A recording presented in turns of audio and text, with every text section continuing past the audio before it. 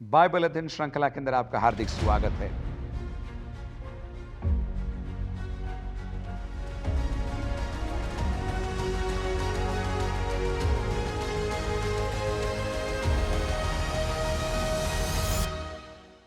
मिलकर हम कुलुस्सियों के नाम प्रेरित पौलुस की पत्री का अध्ययन कर रहे हैं और आज हम दूसरे अध्याय की 16 आयत से आगे मिलकर सीखेंगे। पहले प्रार्थना करते हैं।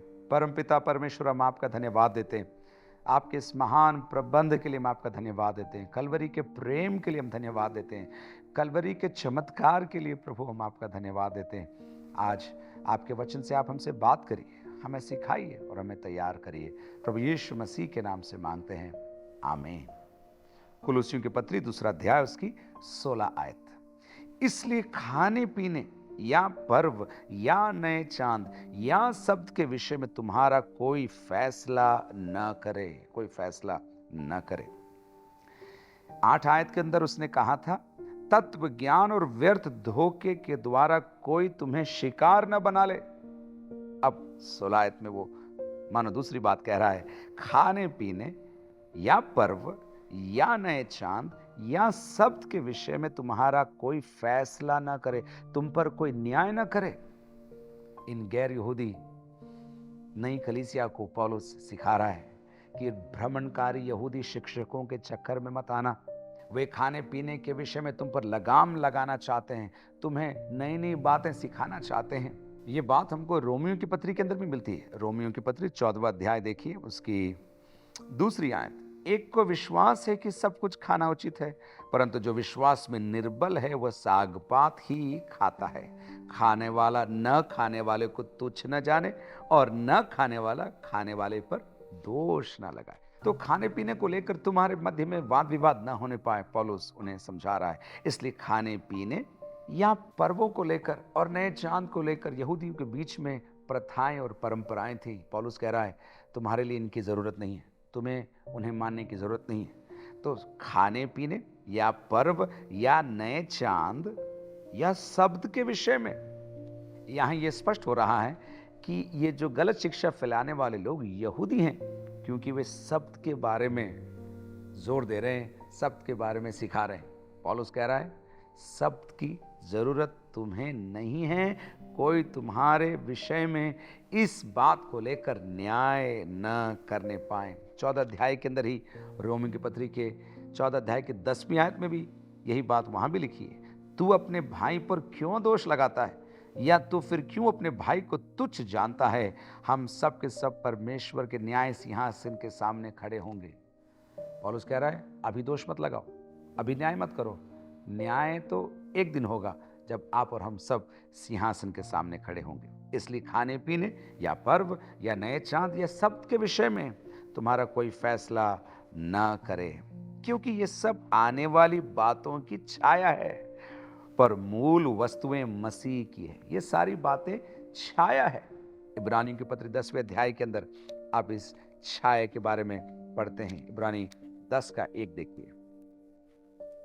क्योंकि व्यवस्था जिसमें आने वाली अच्छी वस्तुओं का प्रतिबिंब है, पर उनका असली स्वरूप नहीं। व्यवस्था आने वाली बातों का प्रतिबिंब है।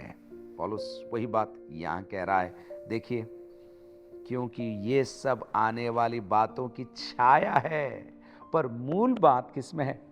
मूल बात मसीह में है। शब्द को मानने में नहीं है, खाने पीने के विषयों पर नहीं है, पर्व के मानने या नए चांद के मानने पर नहीं है। मूल बातें मसीह में हैं। इसलिए कुलुस्सी के प्रिय विश्वासियों, इन परंपराओं पर, इन झूठी शिक्षाओं पर ध्यान मत दो, इससे बचकर रहो और आगे चलो।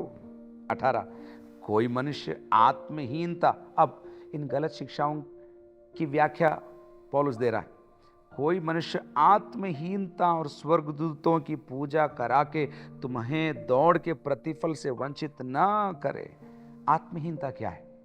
ऐसा माना जाता है ये गलत शिक्षक उपवास करवाते थे और लोगों को जोर डालते थे कि इन दिनों पर तुम्हें उपवास करना चाहिए, इतने दिन का उपवास करना चाहिए। और जब वे उपवास करते थे तो वे अपने आप को आत्महीन बनाते थे।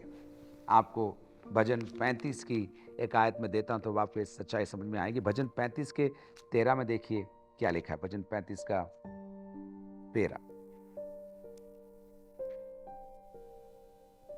जब वे रोगी थे तब तो मैं टाट पहने रहा और उपवास कर कर के दुख उठाता रहा।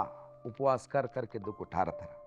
तो पौलुस कह रहा है ये लोग तुम पर जोर डालेंगे, तुम उपवास करो, तुम ऐसे उपवास करो और तुम अपने आप को हीन बनाओ।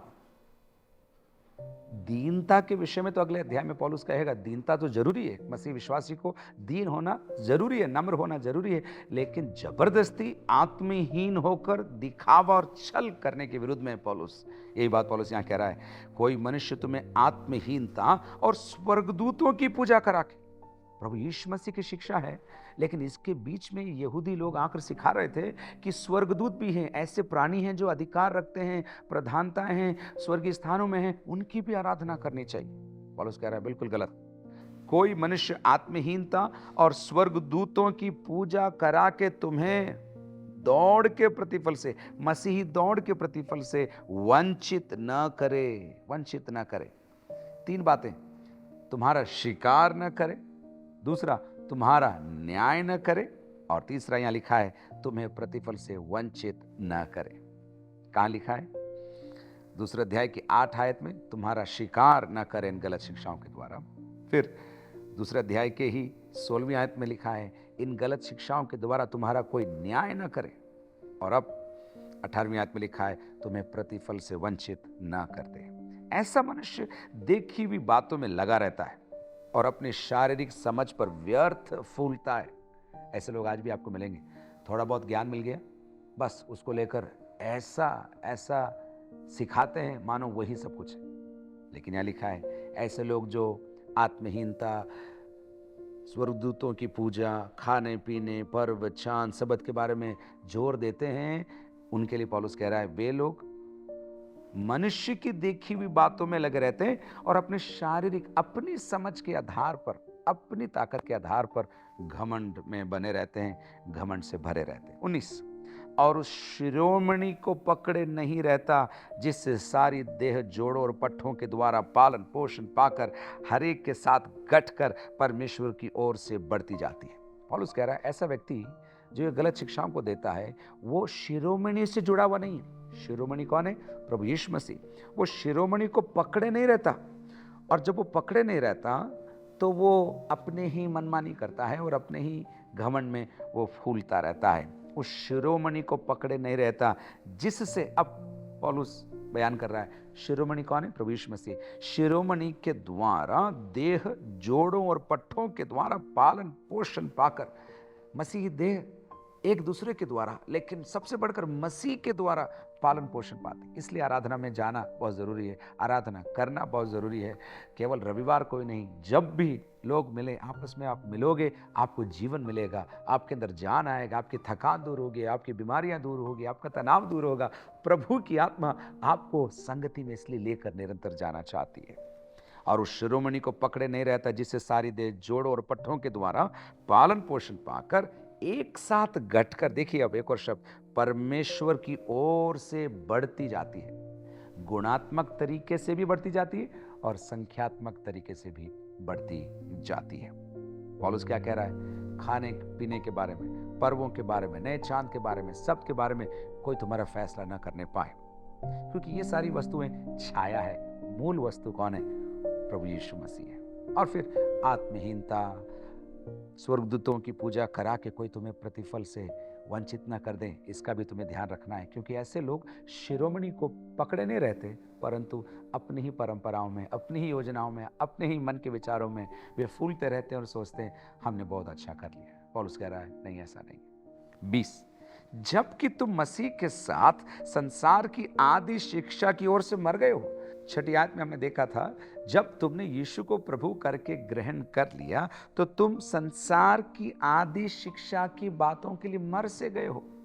तुम संसारिक बातों के लिए मर गए हो। तुम्हें मसीह में रख दिया गया है, तुम अब संसार के नहीं हो। जबकि तुम मसीह के साथ संसार की आदि शिक्षा की ओर से मर गए हो, तो फिर क्यों उनके समान जो संसार के हैं जीवन बिताते हो? पौलुस कह रहा है कुलुस्सी के विश्वासियों, तुमने यीशु को प्रभु करके जान लिया है, अब नया जीवन जियो, नई चाल चलो, पुराने लोगों के समान, सांसारिक लोगों के समान और ये गलत शिक्षा जो लेकर आ रहे हैं उनके समान जीने का प्रयत्न मत करो। तुम ऐसी विधियों के वश में क्यों रहते हो? तुम ऐसी विधियों के वश में क्यों रहते हो? क्या लिखा है? जो कहती है ये न छूना, उसे न चखना, उसे हाथ न लगाना। कोष्टक में इसलिए हम समझ सकते हैं ये कुलुसी शहर में ये भ्रमणकारी शिक्षक ऐसे शब्दों को कहते थे, ये न छूना, ये न चखना, उसे हाथ न लगाना। बस उनके पास रूल्स थे, उनके पास नियम कानून थे, नियम कानून, ये मत करो, वो मत करो, ये करो, वो करो, ऐसा नहीं करना, वैसा नहीं करना, ऐसा नहीं करना। पौलुस कह रहा है तुम ऐसी विधियों के वश में क्यों पड़ते हो? ये न छूना, उसे न चखना, उसे हाथ न लगाना। अब 22 आयत में देखिए, ये सब वस्तुएं काम में लाते लाते नष्ट हो जाएंगी। पौलुस कह रहा है आगे, क्योंकि ये मनुष्यों की आज्ञाओं और शिक्षाओं के अनुसार है। पहले भी उसने कहा था वे अपने शारीरिक समझ पर व्यर्थ फूलते हैं। अब पौलुस कह रहा है ये सारी बातें नष्ट हो जाएगी। ये नहीं खाना, वो नहीं करना, वहां नहीं जाना, ये नहीं देखना, वो नहीं बोलना, ये सारी बातें नष्ट हो जाएगी। पौलुस कह रहा है क्योंकि ये मनुष्यों की रीतियों पर आधारित है। 23, इन विधियों में अपनी इच्छा के अनुसार गढ़ी हुई भक्ति की रीति और आत्महीनता और शारीरिक योग्याभ्यास के भाव से ज्ञान का नाम तो है।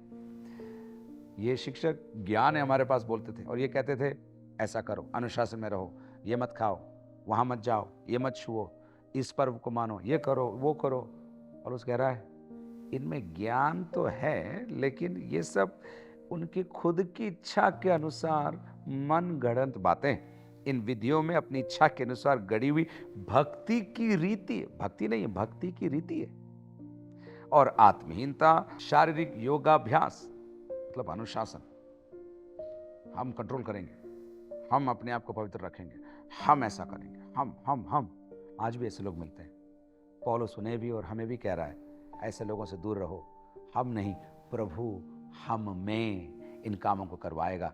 हमने नया जीवन पाया है, हम मसीह में हैं, हमने यीशु को प्रभु करके ग्रहण कर लिया है, इसलिए सांसारिक बातों के लिए, इन बातों के लिए मर से गए हैं। ये प्रभाव डालने का प्रयास तो करती हैं, लेकिन हम इसके अधीन नहीं हैं। इन विधियों में अपनी इच्छा के अनुसार गढ़ी हुई भक्ति की रीति और आत्महीनता वापस आ गया, पहले भी आया था। आत्महीनता और शारीरिक योगाभ्यास, शारीरिक अनुशासन के द्वारा हम हमारी इंद्रियों पर काबू पालेंगे, ऐसा वे कह रहे थे कि भाव से ज्ञान का नाम तो है, ज्ञान का नाम तो है। पौलुस मानो उनकी धज्जियां उड़ा रहा है। तुम जो बोल रहे हो ना, हम अनुशासन करते हैं, हम व्यायाम करते हैं, हम इन रूल्स को फॉलो करते हैं, पौलुस कह रहा है इसमें ज्ञान का नाम तो है, परंतु शारीरिक लालसाओं को रोकने में इनसे कुछ भी लाभ नहीं होता। ज्ञान का नाम तो है, लेकिन इनसे शारीरिक अभिलाषाओं पर काबू पाना होता नहीं। ये उस होटल के समान है जिसके बोर्ड में लिखा है यहां खाना मिलता है, लेकिन उसका शटर बंद है। लोग जाते हैं देखकर कि यहां खाना मिल रहा है, लेकिन शटर बंद है। पौलुस कह रहा है इनमें ज्ञान का नाम तो है, परंतु इनमें यह ताकत नहीं कि हमारी शारीरिक अभिलाषाओं को ये वश में कर ले या हमें प्रभु की समानता में लेकर आ जाए। बात क्या हो रही? पौलुस गलत शिक्षाओं का खंडन कर रहा है। पौलुस इस बात को साथ साथ स्थापित कर रहा है कि प्रभु यीशु मसीह सर्वोच्च है, सर्वश्रेष्ठ है और पर्याप्त है। इसके अलावा इन परंपराओं को, इन शिक्षाओं के आधार पर तुम्हें कुछ भी करने की जरूरत नहीं। तुम्हें केवल विश्वास करना है और अपने आप को मरा हुआ जानकर मसीह के साथ, मसीह के लिए, मसीह की ताकत के द्वारा तुम्हें मसीही जीवन रोज जीना है।